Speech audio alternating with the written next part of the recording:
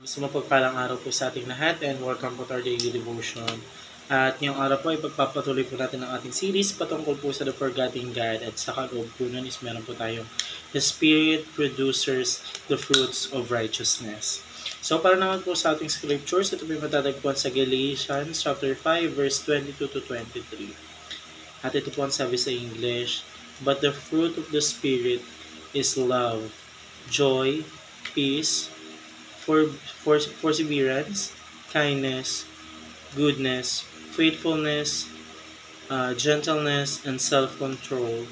Against such thing, this is no law." So, kung tutusin po, ang sabi po nito, yung bunga daw po ng espiritu po natin is puno po ng pagmamahal, ng kasiyahan, ng katahimikan po. Kasi ang ating spirit po ay siya pong katuwang po ng ating Panginoong Diyos po. And then yung spirit po natin ay siya pong nagko-control po sa ating sarili po against po dun kay sa mga bagay-bagay na walang batas po. Sa ating Panginoong Diyos po kasi kapag nakalob po yung spirit po natin, meron po tayong batas na sinusunod po na gusto pong sundin po ng ating Panginoong Diyos. So parang sa ating katuruan, the fruit of the Spirit is evidence of salvation.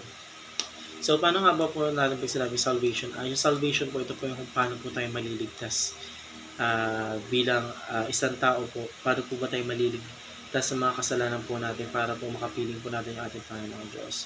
So, sabi po nga po dito yung example po, yung ebidensya po ng salvation po is yung spirit po natin. Which yung spirit po, yun po yung bunga, which is yung spirit, yung bunga po na sinabanggit dito, which is yung spirit po natin. Kasi tayo, nung ginawa po tayo ng atin ng Panginoong Diyos, tinaniman niya po tayo, din ang bunga po yun. Then yung bunga po is tayo po nun. Meron po tayong spirit na tinatawag sa ating sarili po. So yung spirit po na yun, ang siyang magdadala po ng salvation po sa atin. Then salvation po, patungo po sa ating Panginoon Diyos para po yung mga kasalanan po natin is hindi na po natin magawa bagkus magkaroon po tayo ng strong relationship po sa ating Panginoong Diyos. So sa pamamagitan po ng salvation po na yun, ng spirito po natin is magkakaroon po tayo ng eternal life na tinatawag po sa na siya pong pinangako po sa atin ng ating Panginoong Diyos kapag siya po ay ating sinasampalataya. So paano naman po sa panangakaturuan po? The fruit of the Spirit makes the church attractive. So kapag yung spirit po natin is nabubunga po siya ng mahalaga, then we have our church. Yung spirit po na is na-attract po doon po sa church. Kasi kapag once po tayo po isang anak ng ating Panginoon Diyos, palagi po tayo na-attract sa church or palagi po tayo nananabik na makita po yung church para po sabahin po yung ating Panginoon Diyos. So, ganun po yung ating spirit po. Palagi attractive, na-attract po siya doon sa church na tinatawag. Kasi yung church po, yun po yung sambahan po para po sa mga makasalanan tao po. Yun po yung pinupuntahan po ng mga spirit po para po manalangin po sa ating Panginoon Diyos, kausapin po ang ating Panginoon Diyos, at magkaroon po sila ng strong relationship sa ating Panginoon Diyos. So, para mo po sa pangatlong katuruan po, the fruit of the Spirit fulfill the law of God. So, yung Spirit po natin, siya na po yung naghahatid po sa atin sa Panginoon Diyos.